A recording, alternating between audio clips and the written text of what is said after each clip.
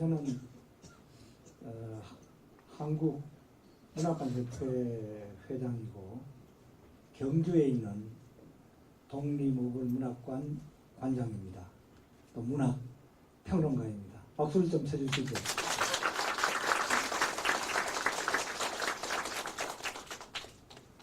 이난영 가수가 목포의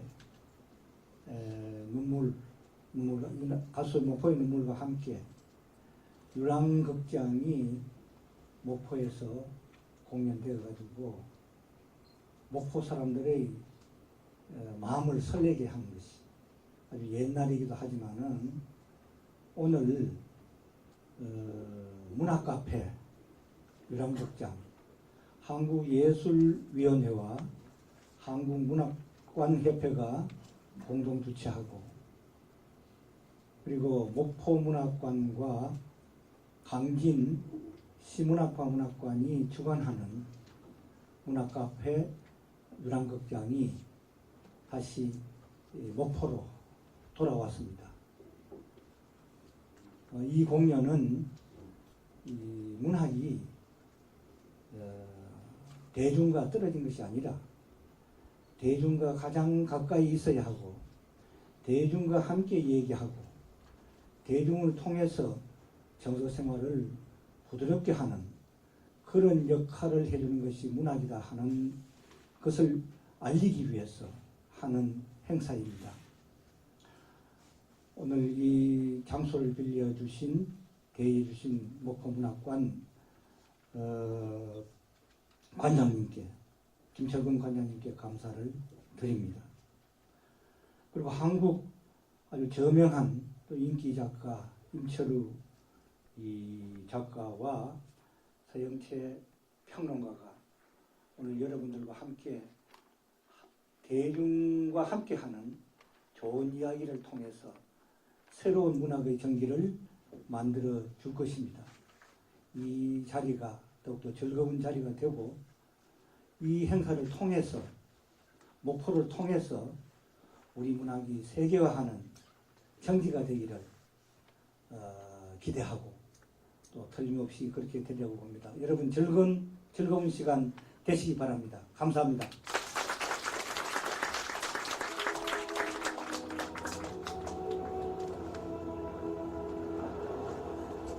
우리도 편지 어머니 가을이 왔는데요. 비랑 치닫꽃처럼 흔드는 바람 치할 텐데요. 바다에는 젖새우들 찔룩찔룩 뛰놀기 시작했구먼요. 내일 모레면 추석인데요. 그물코에 수북한 달빛 환장하게 보아서요. 훨씬 쪽에 못쓰고 험한 바다에 빠졌구만요. 허리 구부러진 젖새우들 공무 삼아 여섯 물 달빛 속 깨부랗게 헤엄치는 오메 이렇게 좋은 세상이 있다는 거 처음 알았구만요. 어머니 시방도 면소 순사 자전거 앞에 서면 소금쟁이 걸음처럼 가슴이 펄쩍 뛰는가요? 출장 나온 수협 과제 붙들고 아직도 공판장 벽복판에 내 사진 붙었냐고 행님까지 무언가요? 어머니 추석이 내일 모레인데요. 숨막골 다랑치는 상주빛 이거 볼 텐데요. 호박잎 싼 뜨신 밥 한 그릇 차마 그리운데요. 언젠가는 사람이 사람을 사랑한 일뿐으로 가막소에 가고 지명수배를 받던 세상 부끄러워할 날 올 것이구만요. 어머니, 내일 모레면 추석인데요. 마늘과 구로동 나간 동생들 다 돌아올 텐데요. 몽당 흙만 걸터 앉아 송편도 붓고 옛 이야기 듣노라면 달빛은 다마 어머니 무릎 위에 수북수북 쌓일 텐데요.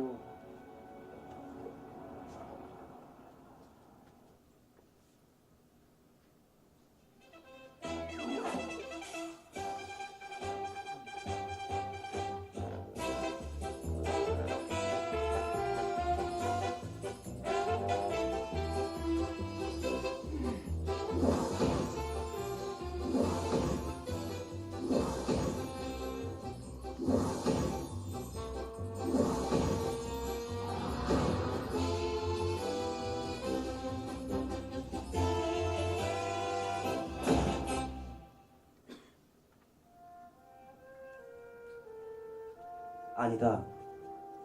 당신이 말하는 해묵은 역산이 지나간 사건 따위를 나는 얘기하려는 게 아니다. 난 단지 사람들을 기억하고 싶을 뿐이다.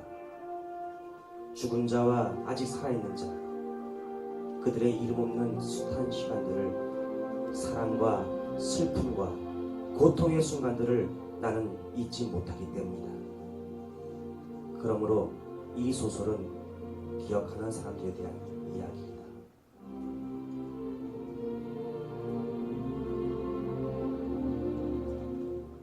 지금 이 순간 나만의 길, 당신이 나를 버리고 주어여도 내 마음속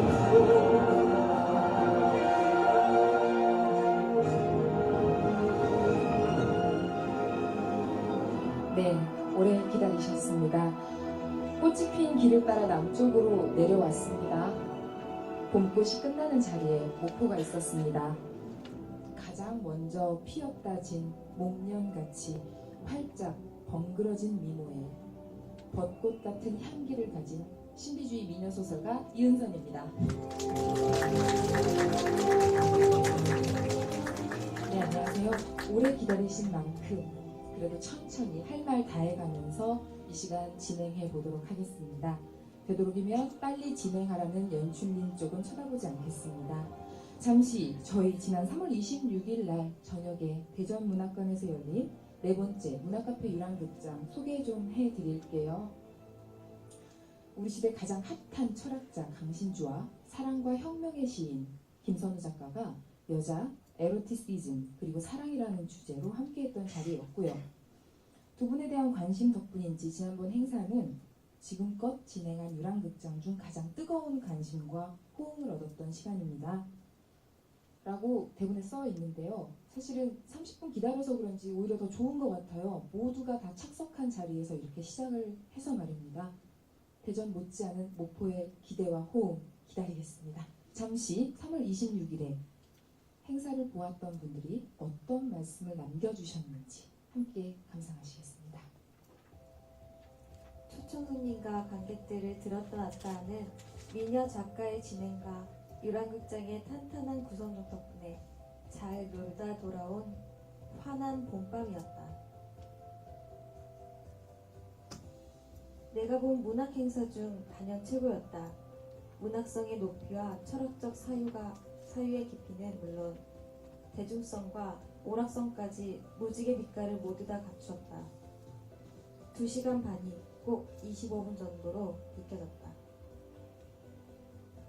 시로 이렇게 놀고 다니 봄볕으로 샤워한 기분. 행복한 인생?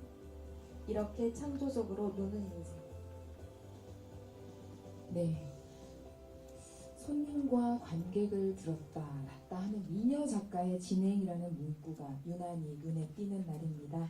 자, 이제는 본격적으로 시작을 해보도록 하겠습니다. 사전 독자 감상단이 선정한 내 마음을 흔든 문장입니다. 다 함께 보시겠습니다.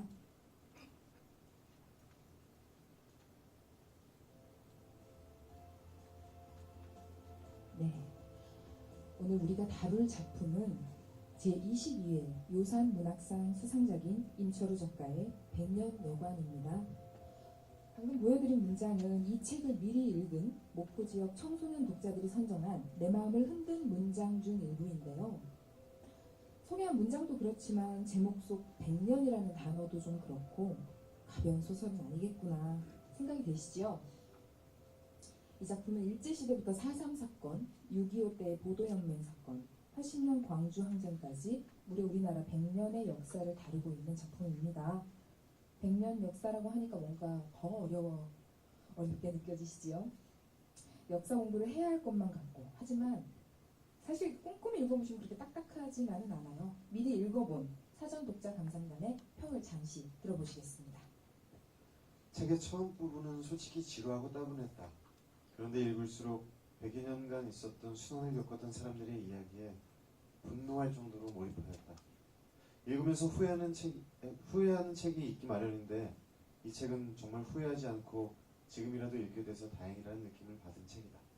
목포 최고의 명문, 목포 덕인고와 해인여자고등학교 학생들로 구성된 사전 독자 감상단 중 한 분이 100년 여감을 읽은 소감을 이렇게 전해주셨습니다.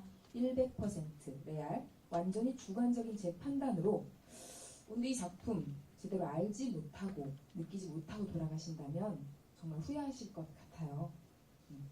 소설 100년여관은 각자 저마다 아픈 사연을 가지고 영도라는 남녘에 위치한 섬에 모인 어느 여관의 사람들로부터 이야기가 펼쳐져 나가는 소설입니다. 이 사람들이 100년여관으로 모이게 된 내력과 비밀이 궁금하시지요? 작가는 마치 퍼즐을 맞추듯이 하나하나씩 그 이야기를 풀어나가는데요.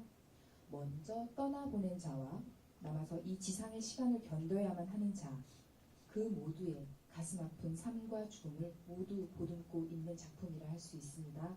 미처 안 읽어본 독자들을 위해 작은 팁을 좀 제공해 드릴게요. 역시 사전 독자 감상단 이 책을 한 줄 문장으로 소개해달라고 미리 부탁을 드렸는데요. 이런 답변이 돌아왔습니다.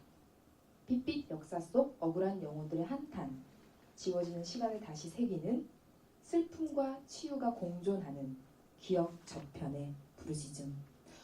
어떠세요? 어떤 내용인지 살짝 감이 오시나요? 그가 우리나라의 100년 역사를 어떻게 그려냈을지 궁금해지지 않으십니까? 말씀 하나 드릴 게 있어요. 제가 여러분 안으로 굽는 팔밖에 가지고 있지 않습니다. 사실은 이 두 분 선생님들과 제가 조금 막역한 관계에 있었습니다. 제 은사님들이세요. 그래서 사실은 오늘 보다 객관적인 진행이 잘 안 될 것 같아요. 그래도 언짢은 마음이 객관적이지 않아서 언짢은 마음이 드실 때마다 제 얼굴을 한 번씩 쳐다봐 주시기 바랍니다. 안구정화가 되실 것이며 두뇌 정화 역시 보장해 드리겠습니다. 여러분 더 무슨 말이 필요하겠습니까? 100년여관 낭독 공연으로 바로 들어가겠습니다. 극단 해인의 배우분들이십니다. 박수로 맞아주세요.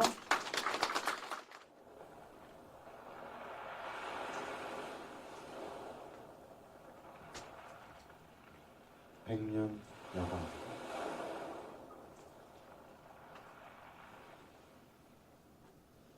섬이 하나 있다. 그림자의 섬, 영도.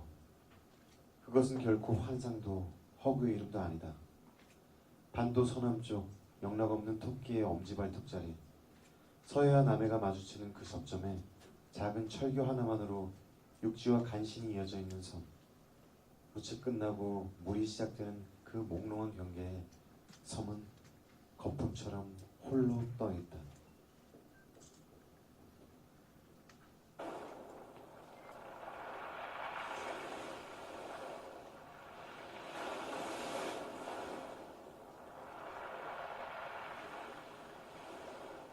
그 섬 남쪽엔 읍이 하나 있다. 한국하기엔 아직 어설프고 터구라고 부르기엔 너무 커져버린 어중간한 규모. 그 읍 내에서도 맨 남쪽 끄트머리에 박혀있는 후미진 동네를 찾아 들어가면 뜻밖의 아주 오래된 부두와 마주친다. 그 일대의 모든 집과 골목과 풍경들 역시 하나같이 퇴색하고 해묵어서 첫눈에 벌써 폐허의 분위기마저 풍긴다. 그 쓸모없이 버려진 옛 선착장 목둥이 막다른 골목에 우중충하니 서 있는 여관 한 채. 그 집은 낡은 것도 새 것도 아닌, 둘도 아니고 하나도 아닌 기묘하고 애매한 모습을 하고 있다. 한 울타리 안에 하나의 마당을 사이에 두고 해묵은 외식 목조 전산가옥 한 채와 조잡한 콘크리트 2층 여관 건물이 서로 등을 돌리고 앉아있기 때문이다. 어느 겨울날 그 초라한 바닷가 여관에 약속이나 한 듯 손님 몇이 차례로 찾아든다.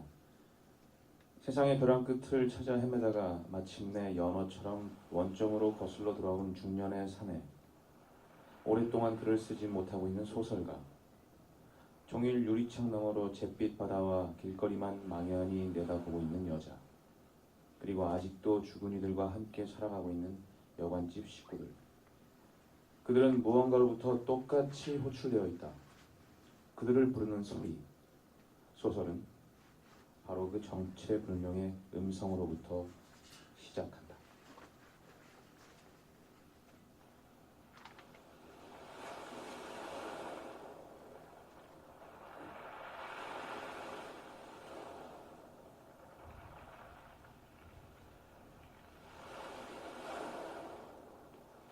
당신은 무릎 사이로 얼굴을 파묻는다.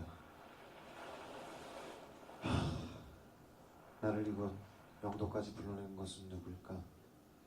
내겐 잃어버린 것도 없고 찾아야 할 대상도 없는데 누가 왜 나를 그토록 집요하게 부르고 있는 것인가?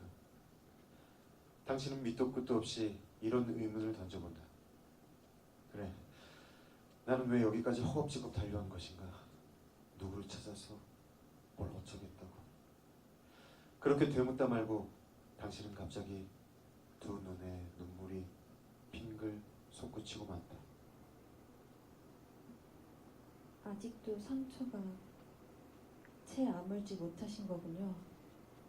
순옥의 작고 따뜻한 손이 당신의 어깨에 조심스럽게 와닿는다. 실은 선생님의 그 장편 소설 5권은 다 읽었어요. 읽지 않았다고 거짓말한 건 그날의 기억들을 다시 떠올리기가 두려워서였죠. 너무 고통스러워서 몇 번이나 책을 덮어버리곤 했지만 끝까지 읽을 수 있었던 건 그걸 쓴 선생님 때문이었어요. 선생님을 그토록 집요하게 사로잡고 있는 것은 바로 엄청난 분노와 슬픔과 증오였어요. 그래, 난 세상을, 이 놀라운 망각과 배반을 용서할 수가 없어. 하지만 동시에 내 자신을 결코 용서할 수가 없었어, 순호가. 공연한 자학, 선생님답지 않아요. 자학이 아니야. 난 K에게 용서를 빌어야 할 일이 있었어.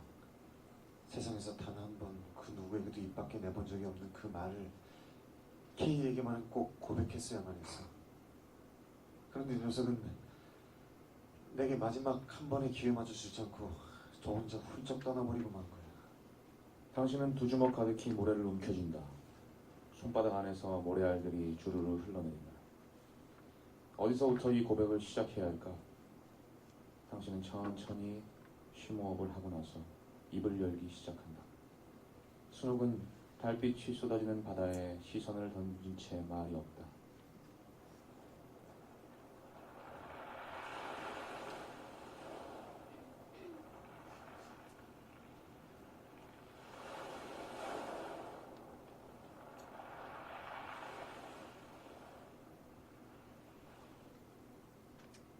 계엄령과 휴교령이 내려진 18일 오전에도 우리 Y회관에 연극 연습을 위해 약속대로 모였어.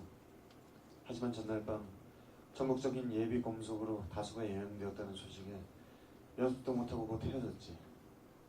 우리 극단은 이미 불온단체로 찍혀온 터여서 각자 피신해서 사태를 지켜보기로 했던 거야. 당신에게 5월은 그렇게 시작되었다. 그때부터 사나흘 동안 당신이 그 도시에서 한 일이라고는 시일에 섞여 몇 개의 돌멩이를 던지거나 거리를 허둥지둥 쫓겨다닌 정도였다. 시민들의 격렬한 저항에 밀린 군은 21일 오후 집단 발포 직후 도청을 버리고 시 외곽으로 철수했다. 무장 시민군이 등장했고 앞서 잠적했던 재야 인사들과 청년 학생 운동권 일부가 되돌아왔다. K는 도청 지도부의 홍보 책임자 임무를 맡고 있었다. 그러나 집을 놔두고 변두리의 친척집 2층 다락방에 은신해 있던 당신은 그때 그 사실을 전혀 모르고 있었다. 23일인가? 집을 찾아 들어간 당신은 그날 밤에야 처음 K의 전화를 받았다.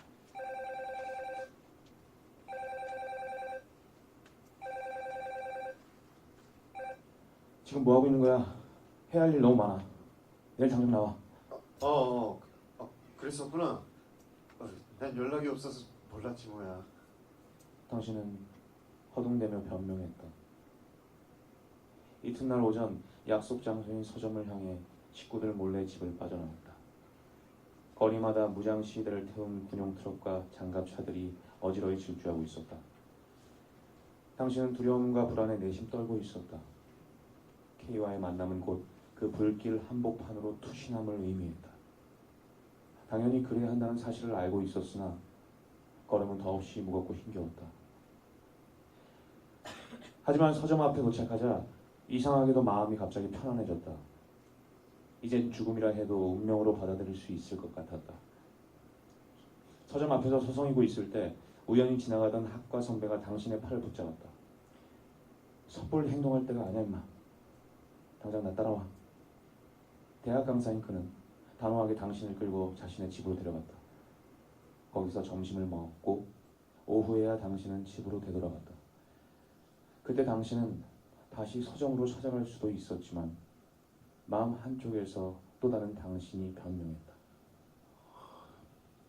나로서는 그래도 약속을 지킨 셈이잖아. 어차피 녀석에게서 또다시 연락이 올 테니까.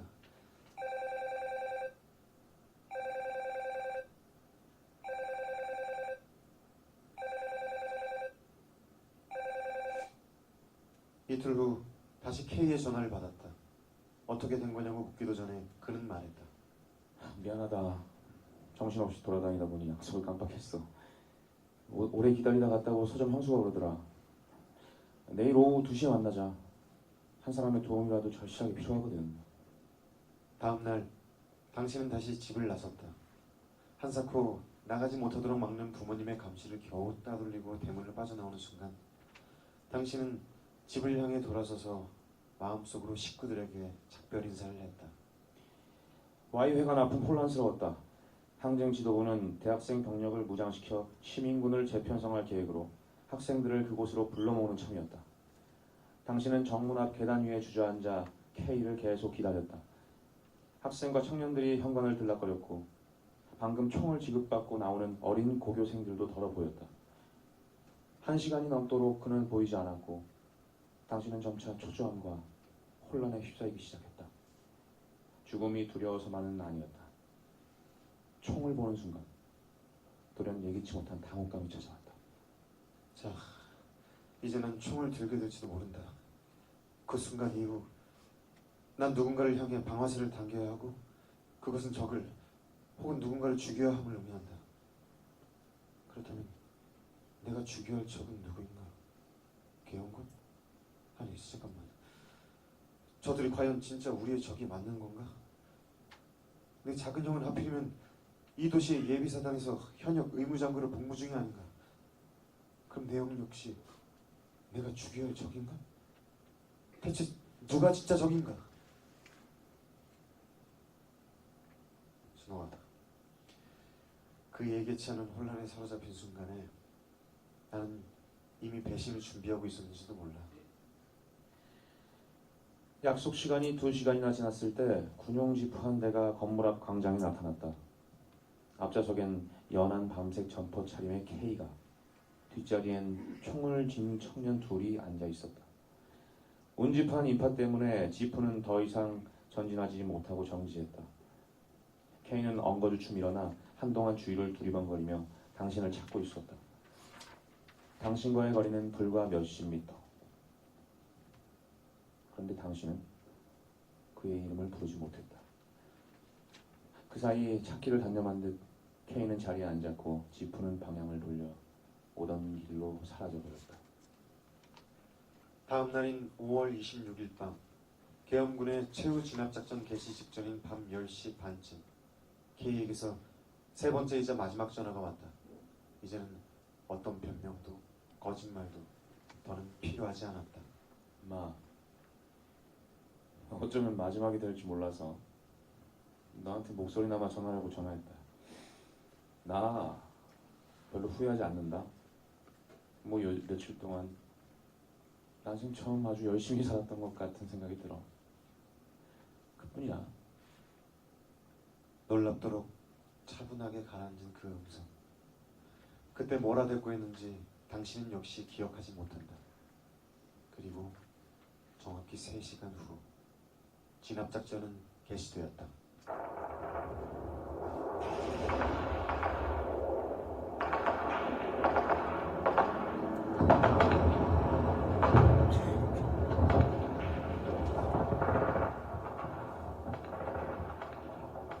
그 악몽의 시간은 새벽 5시까지 이어지고 당신은 방 구석에 숨어 엎드려 통곡했다. 케이야, 네가 죽는구나. 내 동료들과 선배, 후배들이 지금 저곳에서 죽어가고 있구나. 무력 진압 직후 당신은 혼자 질에 겁을 먹고 그 도시를 빠져나갔다. 긴급 뉴스로 내보내는 사망자 명단 안에는 가까운 선배와 낯익은 사람들이 들어있었다. 케인은 없었다. 남해안의 낙도에서 보낸 그 몇 달 내내 당신은 반쯤 넋이 나가 있었다. 말을 잊어버렸고 혼자 밤낮으로 산과 갯가를 미친 듯이 헤매고 다녔다. 폐허와도 같은 그 도시로 다시 돌아왔을 때 거리마다 지명수배자 포스터가 무수히 나붙어 있었다. 어디를 가거나 당신은 어김없이 포스터 속의 K와 동료들의 얼굴과 마주쳐야 했다. 행방불명자 중 상당수는 그날 새벽 학살되어 어딘가에 안매장되었을 거라는 소문이 끊임없이 나돌았다.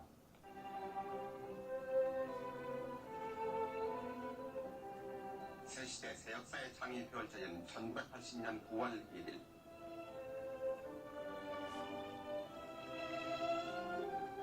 제11대 전두환 대통령 각하의 취임식이 베풀어진 이날 서울을 비롯한 전국은 새 대통령의 취임을 맞는 경축 분위기로 가득했습니다.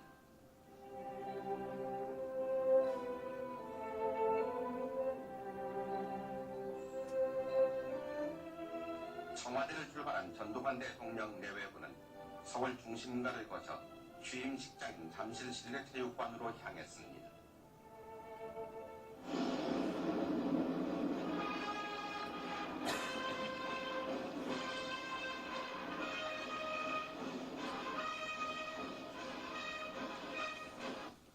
야만의 시대가 문을 열었다. 학살자는 절대 권력의 통치자로 등장했고 정의와 진실은 완벽히 조작되었다. 대다수 사람들은 그 도시의 진실을 외면하거나 오히려 냉소했다. 진실과 거짓, 정의와 불의가 전도된 현실은 차라리 지옥이었다. 미칠 것만 같은 분노와 증오에 사로잡힌 당신은 어느 한밤중 자리에서 벌떡 일어나 앉았다. 무엇에 홀린 듯 입에서 이런 기도가 튀어나왔다. 하느님, 제가 그날을 소설로 쓰겠습니다. 입장하자 홍인택 씨가 집필하는 국립조약단의 대통령 찬가가 연주되는 가운데 목숨을 바치라면 기꺼이 바치겠습니다. 국회의원과 국무위원, 국회의원, 통일주체국민 저를 도와주십시오. 정당 대표, 중앙 및 지방 밖의 대표, 새마을 지도자, 공론가 케인은 1년 반 만에 호련 기적처럼 당신 앞에 나타났다. 놀랍도록 비대해진 몸집, 짙은 구렛나루에 작업모 차림으로 단장한 케인은 완전히 지쳐 있었다. 그 사이 서울에서 자그마치 수십 번 은신처를 옮겨 다니던 끝에 이젠 더 이상 피할 곳이 없어 차라리 고향으로 되돌아왔노라고 했다. 얼마 후 당신은 서울로 거처를 옮기게 되었고 케인은 그 도시에 남아 힘겨운 생활을 견뎌내야만 했다. 어렵게 학원 강사 생활을 하면서도 K는 다시 연극을 시작했고 그때부터 10수년 동안 그는 죽는 날까지 혼신의 힘으로 오로지 5월 항쟁을 다룬 작품만을 고집스레 무대에 올려놓은 것이다. 이사를 한 다음부터 우린 그리 자주 만나지는 못했어. 피차 바쁘기도 했지만 만나도 아직 모든 게 예전 같지가 않았지. 아마 내 탓이었을 거야. 그때 내가 널 속였노라고. 끝내 너를 부르지 않고 숨어서 지켜보고만 있었노라고. 모든 걸 털어놓고 싶었어. 하지만 토해내지 못한 그 고백은 항상 당신의 목구멍에 가시처럼 박혀 있었다. 당신은 언젠가의 그 운명적인 기도를 새삼 기억해낸다. 그래. 그날 소설 안에 온전히 다 담아내자. 그것은 내 자신과의 약속이자 죽어간 원원들과의 약속이니 그 약속을 지켜낸다면 나도 조금은 떳떳해질 수 있겠지. 그리하여 소설이 완성되는 날 K를 찾아가 그 비밀을 털어놓고 용서를 빌리라 당신은 결심했다. 그 순간부터 당신은 완전히 편집광처럼 소설에 매달리기 시작했다. 처음부터 끝까지 피와 죽음, 절망과 통곡으로 점철된 열흘 밤낮. 그 악몽의 시간을 거꾸로 한사코 기억해내고 재생해내는 작업은 참으로 고통스러웠다. 당신은 절반은 미치고 절반은 뭔가에 홀려 있었다. 그리고 마침내 10년 만에야 당신은 그 5권짜리 장편 소설을 완성해냈던 것이다. 이제야말로 당신이 너무도 오래 미뤄온 그 고해를 치르고 그에게 용서를 구할 결심이었다.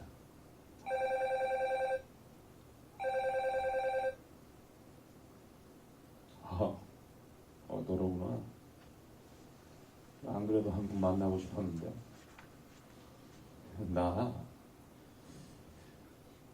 아무래도 뭐 오래 살지 못할 것 같다.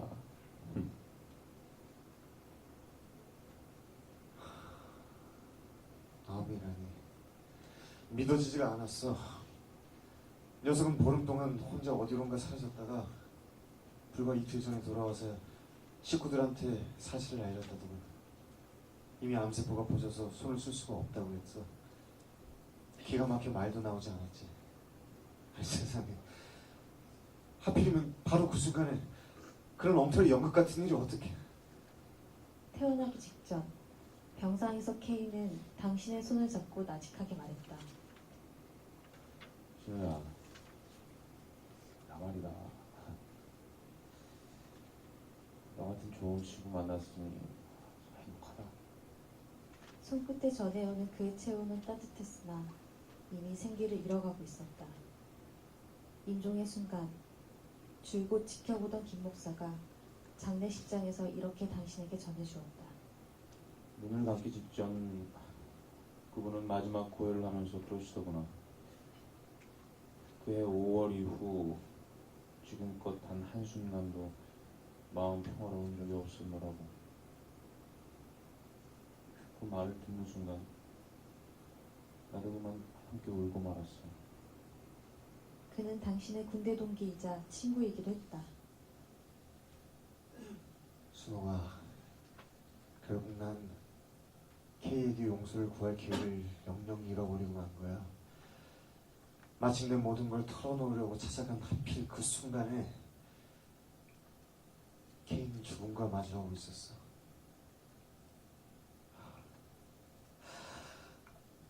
그 녀석이 불쌍해서 너무나 분하고 억울해서 견딜 수가 없구나, 순호가. 알고 계세요? K 선생님도 사실은 죄책감으로 몹시 괴로워하셨어요.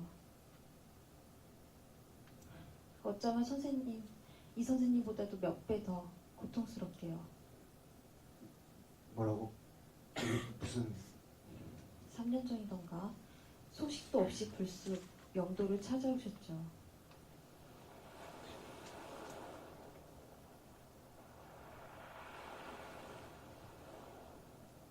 겨울바다 생각이 나서 혼자 무작정 나섰다고 하셨어요. 알고 보니 망월동에 선배분의 장례식이 있었던 날이더군요. 저녁 늦도록 술을 마시며 둘이서 많은 얘기를 나눴어요. 놀랍게도 K 선생님은 그 마지막 날 새벽 선배 동료들을 도청에 남겨둔 채 자신만 빠져나왔다는 것 때문에 엄청나게 괴로워하고 계셨어요. 그분들에 대한 죄책감을 영영 벗지 못할 거라면서. 그날 새벽까지 와이회관에 남아있던 K는 군의 최후작전 개시 직후 10여 명의 어린 여학생들을 이끌고 아슬아슬하게 건물을 빠져나왔다. 그 여학생들 중에는 순옥과 윤덕이도 끼어 있었던 것이다. 불현듯 김 목사의 말이 떠오른다. 마지막 기도 마칠 때 그분이 그러시더구나. 그날 이후 단 한순간도 마음 평화로운 적이 없었다고. 당신은 모래밭에 얼굴을 쳐박으며 헛개비처럼 푹 고꾸라졌다. 모간 깊은 곳으로부터 울음이 솟구쳐 오른다. 모래밭에 얼굴을 묻은 채 오래도록 흐느끼는 당신의 어깨를 순옥의 두 팔이 말없이 감싸안았다. 달빛이 바다 위로 가득히 쏟아져 내렸다.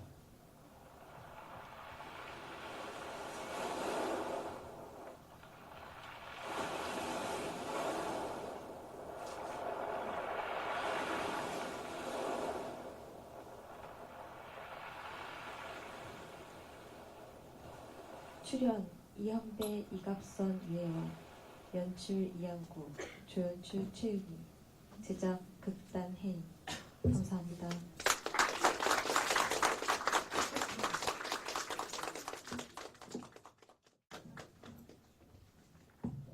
네, 어젯밤에 월출산의 밑에 저희가 숙소를 잡았어요. 이분들이 자정이 넘도록 리허설을 하셨어요. 그것을 지켜보면서 달빛 어떤 봄밤의 분위기를 우리 소설을 다시 한번 생각할 수 있었습니다. 월출산 밑 달빛이 환한, 그리고 자정 넘은 그 밤에 이분들은 오롯이 백년여관의 주인공들이었습니다. 이 소설이 이들을 만난 것은 이들의 행운이겠지요. 다시 한번 배우분들에게 박수 부탁드립니다. 말씀을 안 드리면 서운하실 분이 딱 한 분 계세요. 멀리서 봐야 미남, 극단 혜인의 대표 이양구 연출님이십니다. 감사합니다, 연출님. 자, 임철우 작가와의 딱 15분 미니 데이트 시간입니다. 임철우 작가님을 이 자리에 모시기 전에 잠시 문학카페 유랑극장 사전 독자 감상단의 코너로 들어가 보도록 하겠습니다. 우리 여기 백년여관을 읽은 사전 독자 감상단은 과연 임철우 작가님의 작품을 보고 혹은 그가 어떤 분이셨을까 생각했을지 궁금한데요.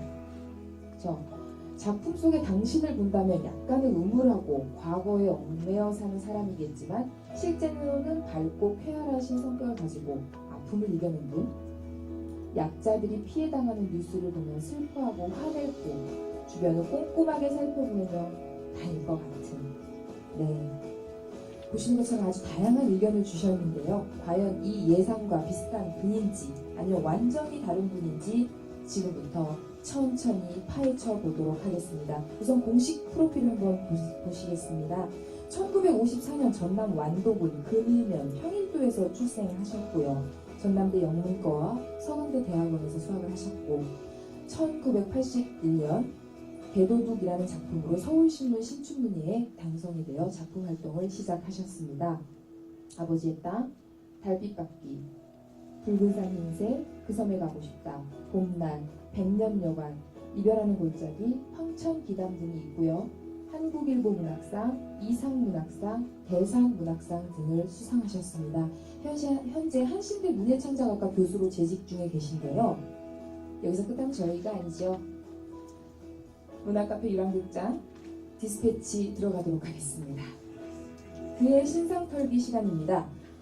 섬마을이지만 지역사회 최고 엘리트 집안, 고향 금일면에서 아버지는 당시 단 3명뿐인 대학 교육 경험자 중에 한 분이셨다고 하고요. 어머니는 섬의 유일한 주조장집 넷째 따님이셨다고 합니다. 전기도 들어오지 않는 작은 섬마을에서 하늘, 바다, 별, 바람, 새, 풀꽃들과 함께 행복하고 아름다운 꿈을 꾸며 자라나다라고 작가님께서 직접 보내오셨습니다. 이 문장만. 도시생활 부적응, 가출, 퇴학, 나는야 방황하는 청소년. 곱상한 외모와는 달리 어린 시절은 방황과 반항으로 점철된 나날을 보냈다는 작가. 아마도 초등학교 3학년 때 광주로 전학을 한 탓이 아닐까 합니다. 도시 생활에 잘 적응을 하지 못한 데다가 생업 관계로 부모님과도 3살 이후부터는 떨어져 살았기 때문이 아닐까 한다는 회고를 하셨고요. 초등학교 3학년부터 수없이 많은 가출을 감행했고 중학교 때는 퇴학당했다가 아버지 친구였던 교감 선생님 백으로 복학에 성공한 적도 있다고 합니다. 얼마나 문제를 많이 일으켰는지 급기야 가족들에 의해 정신과 의사의 진찰을 받아보기도 했다고 하는데 이거 보세요. 저희가 이렇게 조사해놨는데 작가님이 굳이 전기도 들어오지 않는 작은 섬마을에서 하늘, 바다, 별, 바람, 새, 풀꽃들과 함께 행복하고 아름다운 꿈을 꾸며 자라나다 라고 보내오셨습니다. 잠시 후에 진위를 확인하도록 하겠습니다. 5.18 그날 이후 1980년 역사적인 5.18 민주항쟁 당시 전남대 영문과 휴학생이자 극단 광대 단원으로 활동을 하던 복학생 임철우.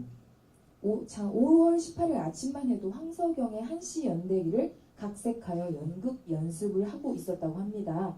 여기서 약간 의심스럽지만 주인공인 한영덕 역을 맡아가지고 연습을 하고 있었다고 해요. 외모 덕분이라고 하는데 뭐 여튼 본인이 그렇다니 그렇다고 믿을 수밖에요. 계엄령이 내린 후 피신을 했고요. 이후 항쟁 지도부가 된 친구와 2번이나 만날 약속을 했으나 지키지 못했다고 합니다. 결국 작가는 죽음과 죽임에 대한 두려움과 번민 등으로 끝내 총을 들지 못했고 살아남은 자가 되었습니다. 그 이후 그 당시의 상황을 일지로 기록하기 시작했는데 이것이 임철우 작가만이 쓸 수 있고 이야기할 수 있는 소설로 승화된 것이겠지요. 영화 남다른 인연도 갖고 계십니다. 세계적 영화 감독도 데뷔시켜 1993년 영화로 만들어진 장편소설 그 섬에 가고 싶다. 지금은 세계적인 영화 감독이지만 당시만 해도 소설가였던 이창동 감독이 각색과 조연출로 참여를 했고요. 이창동 감독의 첫 영화 진출 작품이었다고 합니다. 2012년 개봉된 남영동 1985 역시 영화감독 정지영이 1988년에 발표된 임철우 작가의 소설 붉은 방을 읽은 후에 오랫동안 모티브를 간직한 후에 찍은 작품이었다고 합니다. 나무와도 연애할 분, 제자들에게 자연을 제대로 알게 해주고 싶었던 스승 임철우. 문학기행, 남도 문학기행을 가서 불쑥 숲으로 데려가서 바람을 느껴보라고 하기도 하고 나무를 한 그루씩 껴안고 교감을 해보라고 제안을 하시기도 했습니다. 급기야 해남 대흥사 입구에서 일준문까지 1.3km의 거리를 걸으면서 이렇게 손을 쫙 펴고 바람을 느껴보라고 2팔 벌려 1.4km를 걷게 하기도 하셨습니다. 자정 넘은 그 시간에. 소설가 이지민 선배의 회고였습니다. 그녀는 그분을 이렇게 말했습니다. 섬소년처럼 순수하고 나무와도 연애할 분이라고. 연애라. 어떤 저명한 문학평론가가 한신대 문예창작학과 공이학번 이미선에게 이렇게 얘기했습니다. 연애하고 싶지? 임철우 선생님에게 물어봐. 임철우 선생님이 처음부터 끝까지 다 알려주실 거야. 그리고 그 반대로만 하면 연애가 돼. 그럼 이제부터 임철우 작가님을 자리에 모시고 이야기를 나눠볼 텐데요. 미니 데이트답게 우리에게 주어진 시간은 딱 15분입니다. 선생님. 너무 개인적인 질문이다. 너무 막대먹은 질문이다 싶으셔도 대답을 해주셔야 됩니다. 박수로 모시겠습니다.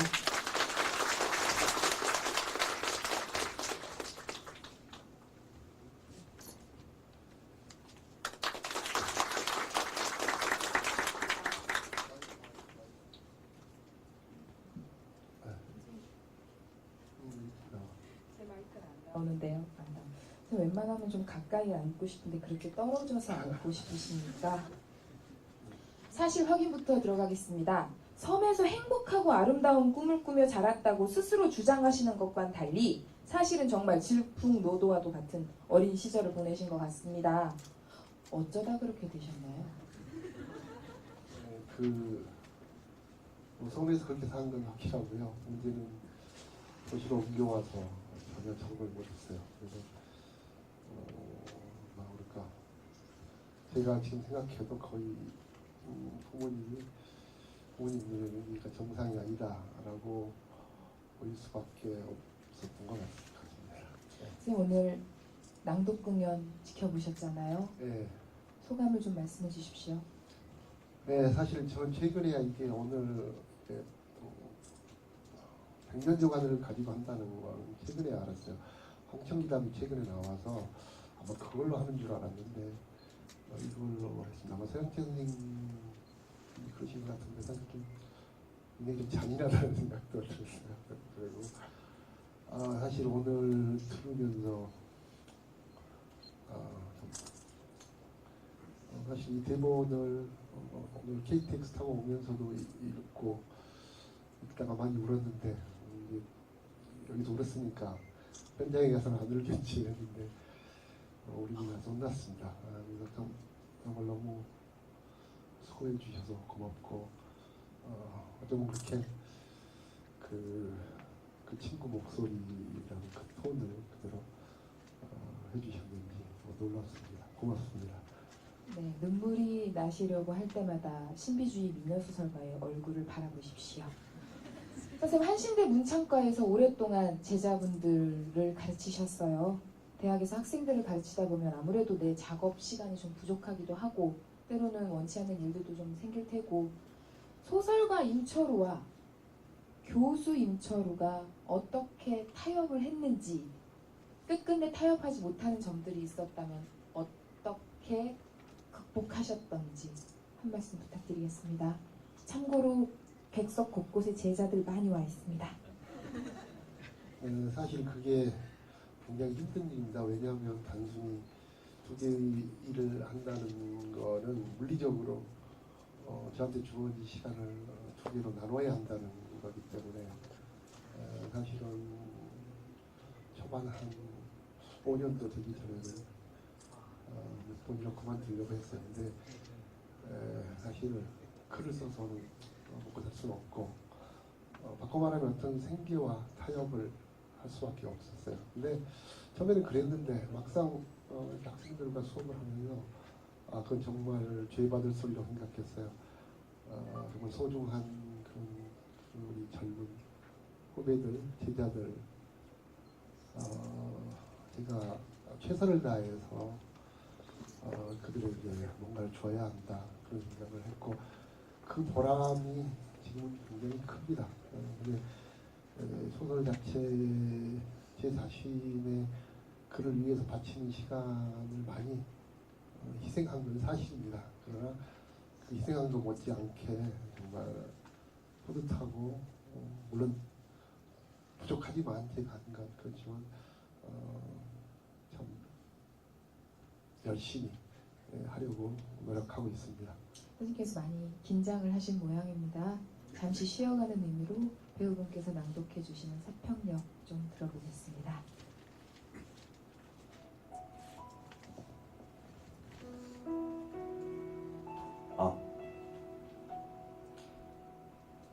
사평력. 내면 깊숙이 한 말들을 가득해도 청색의 손바닥을 불빛 속에 적셔두고 모두들 아무 말도 하지 않았다.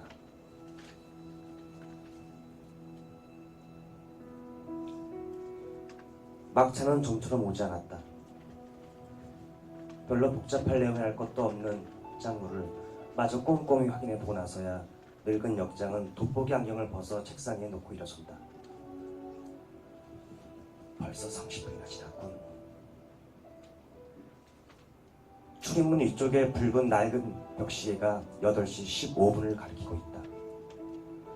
하긴 뭐 벌써라는 말을 쓰는 것도 새삼스럽다고 그는 고쳐 생각한다. 이렇게 작은 산골 간역에서 제 시간에 정확히 도착하는 완행열차를 보기가 그리 쉬운 일은 아님을 익히 알고 있는 탓이다. 더구나 오늘은 눈까지 내리고 있지 않는가? 역장은 손바닥을 비비며 창가로 다가가더니 유리창 너머로 무심히 시선을 던진다. 건널목 옆 외눈박이 수운등이 껑충하게 서서 홀로 눈을 맞으며 희뿌연 얼굴로 땅바닥을 들여다보고 있다. 송이눈이다. 갓난아이의 주먹만한 눈송이들은 어둠 저편에 까맣게 숨어있다가 느닷없이 수운등의 불빛 속에 뛰어들어오면서 둥그렇게 놀란 표정을 채 지우지 못한 채 땅바닥으로 곤두박질 치고 있다. 굉장한 눈이다. 바람도 그리 없는데 눈발이 비스듬히 비켜달리고 있다. 늙은 역장은 조금은 근심스러운 기색으로 유리창에 얼굴을 바짝 대어본다. 하지만 콧김이 먼저 재빠르게 유리창에 달라붙어 우연 물방울을 만들었기 때문에 소매로 훔쳐내야 했다. 철길은 아직까지는 이상이 없었다.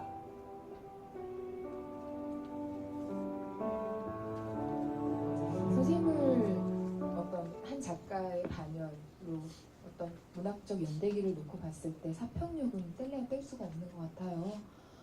곽재구 시인의 시를 선생님께서 소설로 만드신 거지요. 무엇보다도 시적인 문장과 아름다운 이야기, 비극적인 이야기도 감싸 안는 멋진 문장들로 유명한 시와 소설이지요. 이와 얽힌 이야기를 좀 들려주세요.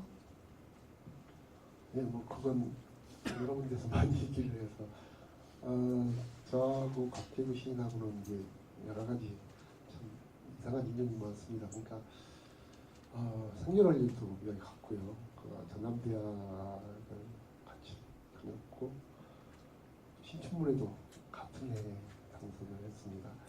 그리고 알고 보니까 바로 저희 집에서 한 500m도 안 되는 곳에 살아요. 그래서 예전에 그랬죠. 그래서 그 주민번호 자리가 앞에 똑같은 건 뭐 말할 것도 없고 뒤에도 한 서너 자리가 같았습니다. 그래서 굉장히 놀랐는데 제가 이 친구의 그 사평역에서를 어떻게 해서 제일 알게 됐냐면 진해에서 본 게 아니고 1월 2일 아침에 제 친구가 신춘문예 당선 축하 인사를 하면서 국문과의 곽재구라는 친구가 당선이 됐는데 그 시가 참 좋더라. 그러면서 저한테 전화로 읽어줬어요. 그때 글쎄 바로 첫 그 행 막장은 좀처럼 오지 않았다. 그때 그 순간에 뭔가가 그냥 가슴에서 쿵 하는 정말 잊지 못합니다. 지금 생각해봐도 왜 그랬을까? 그 막장은 좀처럼 오지 않았다라고 하는 건 당시 우리의 뭐라 할까요? 정말 절망적이면서도 무너질 것 같은 그래도 뭔가가 있겠지 하는 그런 기다림 이런 것들을 담고 있는 소설이 시였어요. 그래서 그거를 제가 계속 몇 년 동안 외우고 다녔는데 그러다 보니까 어느 날 그냥 자연스럽게 소설이 제 가슴속에 이렇게 만들어졌죠. 네.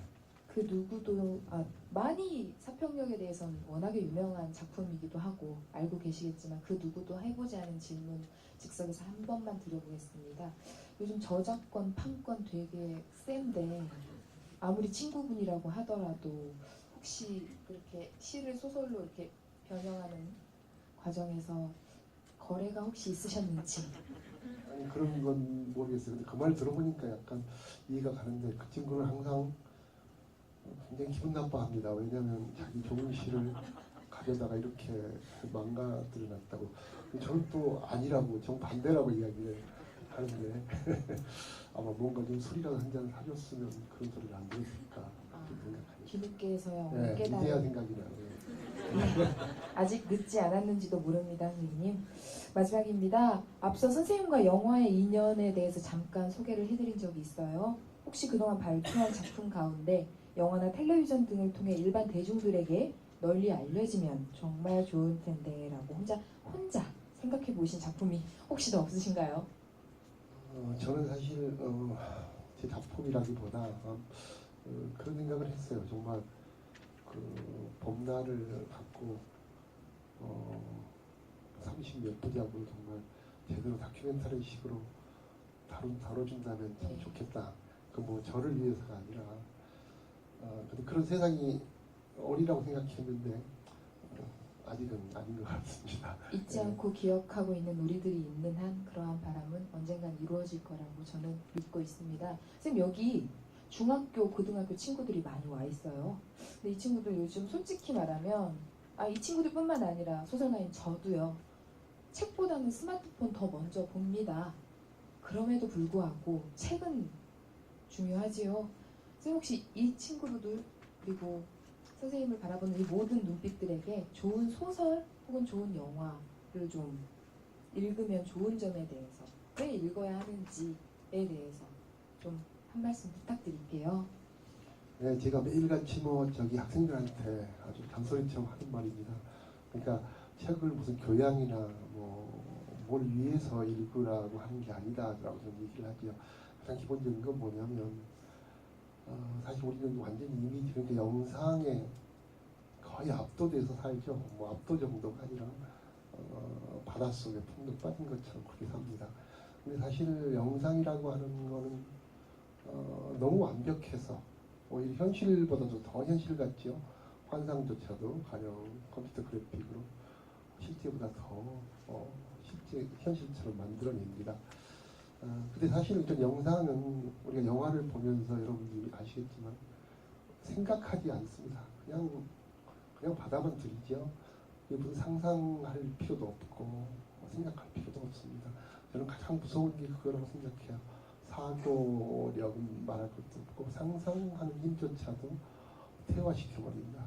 근데 소설이 갖고 있는 힘이 뭘까요? 문학은 그야말로 그건 글자라고 하는 정말 추상적인 어떤 선과 점, 일종의 기호인데 그걸로 우리는 그걸 읽을 때 마치 눈앞에서 일어나는 것처럼 그렇게 아주 그냥 생생하게 그렇게 읽어가죠. 즉 그 말은 문장을 읽어가면서 우리는 정말 아주 풍부한 어떤 상상력과 그리고 어떤 사고를 하게 만든다. 바로 그것이 가장 중요하다고 생각을 합니다. 아이고, 객석에 한신대 문창과 학생들 곳곳에 박혀 있는데 학교에서도 들은 이 말씀을 오늘 새벽 4시 첫 타고 와서 듣고 있습니다. 그래도 주옥 같은 말씀이시지요? 지금까지 임철호 선생님과의 15분 미니 데이트였습니다. 선생님 고생하셨습니다.